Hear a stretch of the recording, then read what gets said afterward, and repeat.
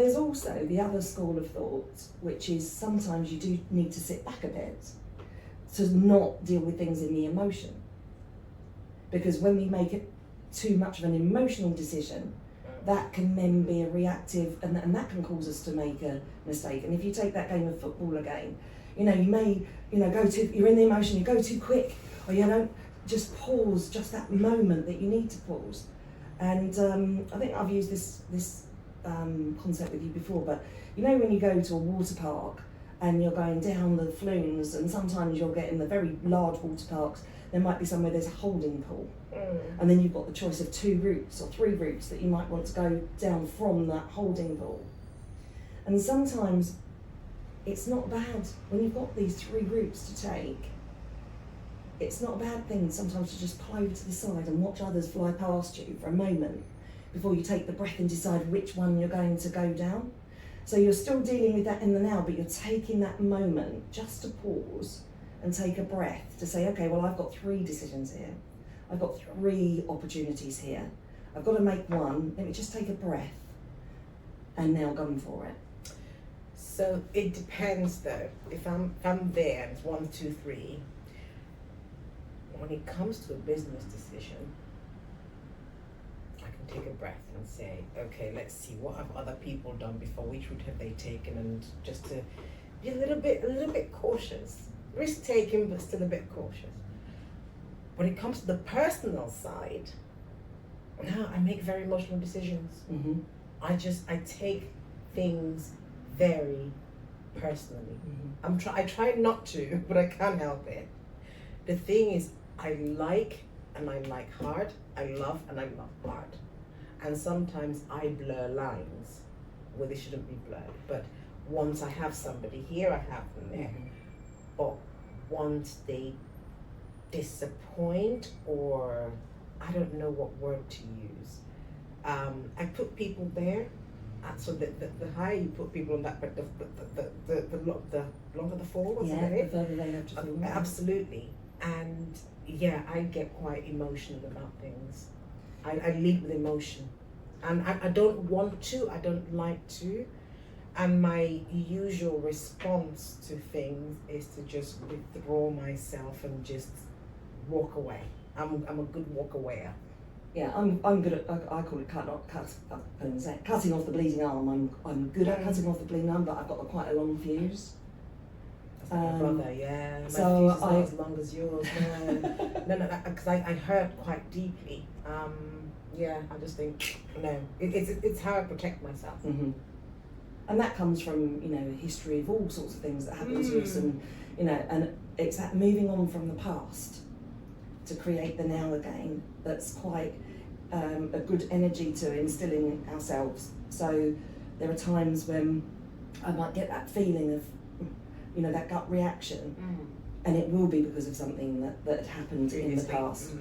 And rather than take that thing and adapt it and attach it to the decision that I'm making, I try and go, okay, well, so that was a learning, this is a whole new situation. And I force myself to take that pause, because naturally, I would say, I'm an emotive person.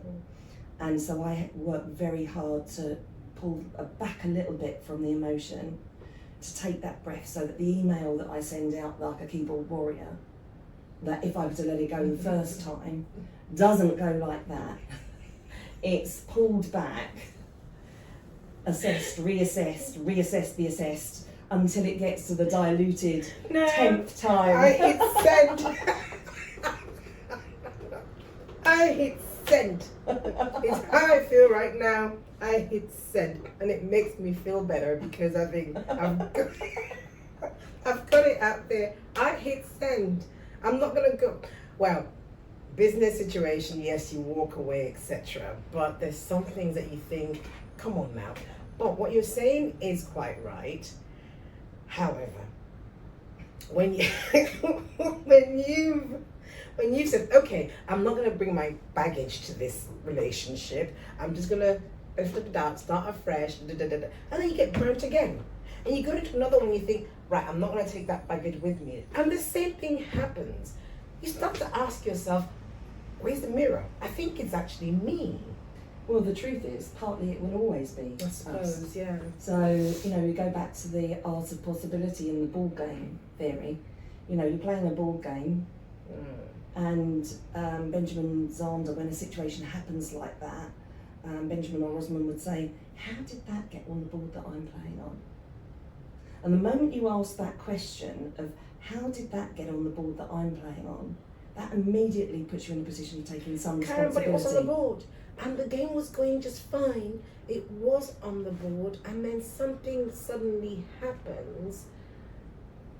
I guess it's down to expectation, and you expect the players on the board who've been playing with you for a while, things have been going hunky-dory, to maybe something has changed, a situation.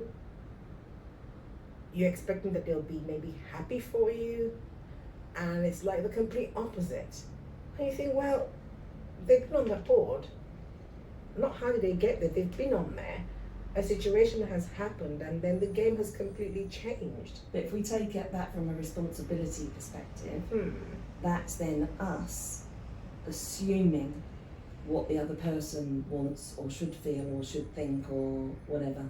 So ultimately, you know, I understand that, you know, I've been brought up with you treat people the way you should be treated yourself and so on and so forth, but that doesn't mean that someone else's expectations or feelings will mirror yours all the time. True, and I wouldn't expect that. Sometimes we don't know also what's going on in other people's lives. True. So the only person who ever really knows the true us are us. I know, but and quite often the bitterness that can come out in another person is because of something inside them or their own, and then they project, and that's it's a natural personality trait to project. That doesn't make it right. Doesn't make it right, but my response to it now is to walk away from the board, just leave the board.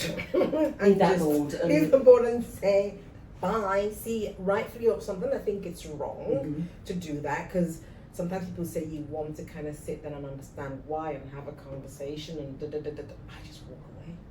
But sometimes people aren't prepared, and sometimes people don't even know themselves why they react or respond in a certain way. True. And so that's our choice again, isn't it? It's our choice to get on the board, it's our choice to leave the board, it's our choice to go back to that particular board. But quite often, the moment that you actually say, God, how did that get on the board that I'm playing on? And that's 3 times now that I've been playing on different boards and the same thing's always happened. It's me. And then you've got to go, okay, so what is it? I'm the common denominator. What is it that I do or don't do, or I allow or don't allow for that to happen? And I think the thing is that when as personalities you're more outgoing and outward going, that often does attract people that aren't so outgoing. Because quite often they almost align to it because it's something people often go for something that they need or they would like to be or they would like to have or and so sometimes that's also where imposter syndrome can come in, is when people see a certain personality and it makes them feel a certain way. So if I go to someone, like if I went into a room of accountants, for example, I don't get imposter syndrome because I shrink. I hate numbers. Because I know. But ultimately, it would be a play. If I was going to get imposter syndrome, I'd be like, oh my God, you know, please don't talk to me about, you know, annual accounts.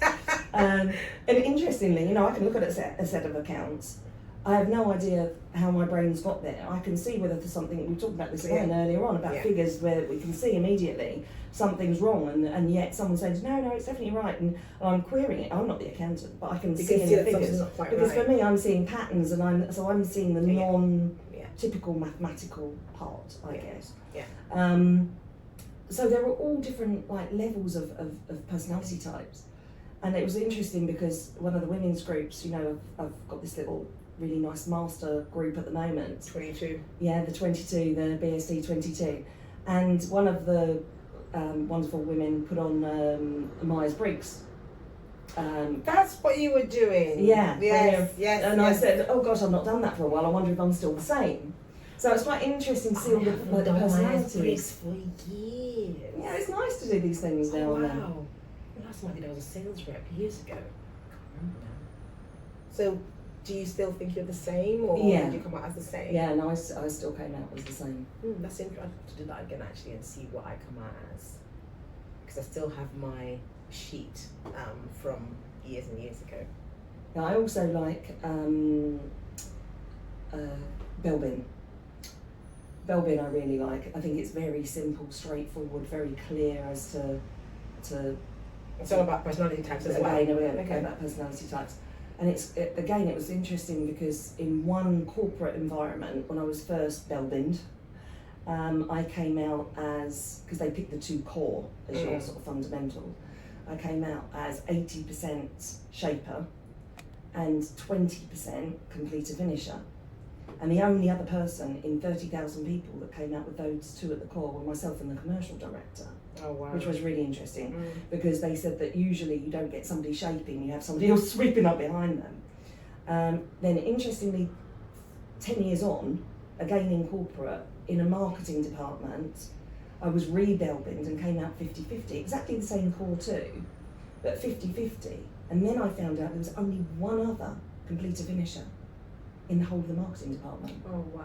So my completer finisher had risen, there are loads of shapers, so my completer finisher had risen to fill the gap, which is quite interesting to see how one reacts to the environment. The environment they find themselves in, that's quite which interesting. is back scoring the goal. Yeah. So you had loads of people shaping and showboating and wanting to do all this stuff and going, does it look lovely enough?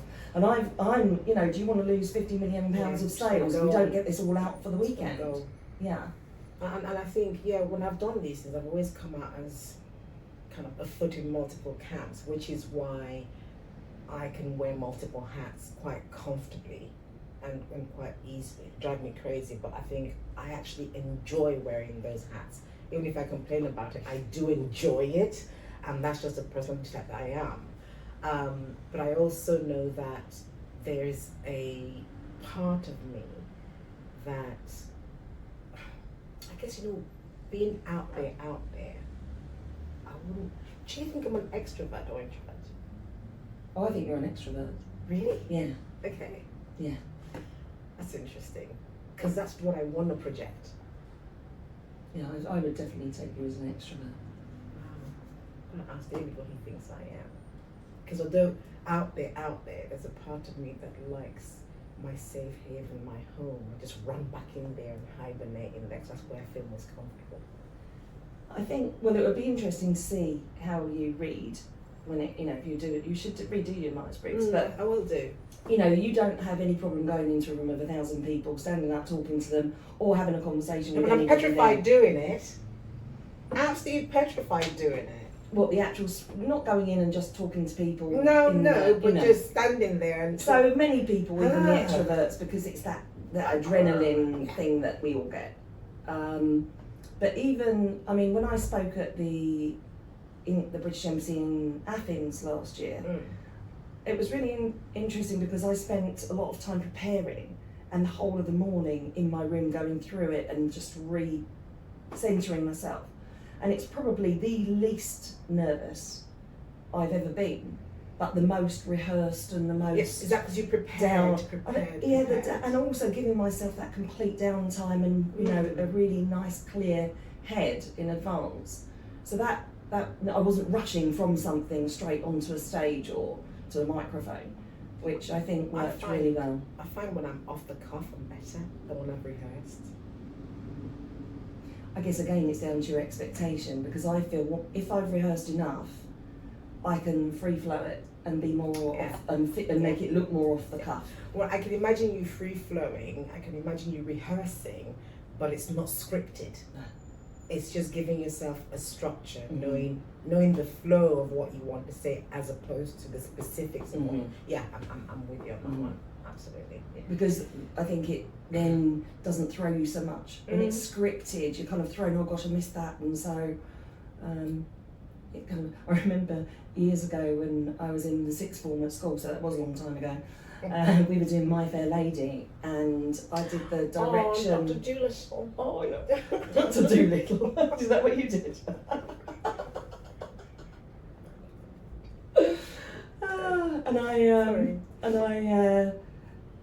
I went to, I did the direction and the stage direction and I played the mother.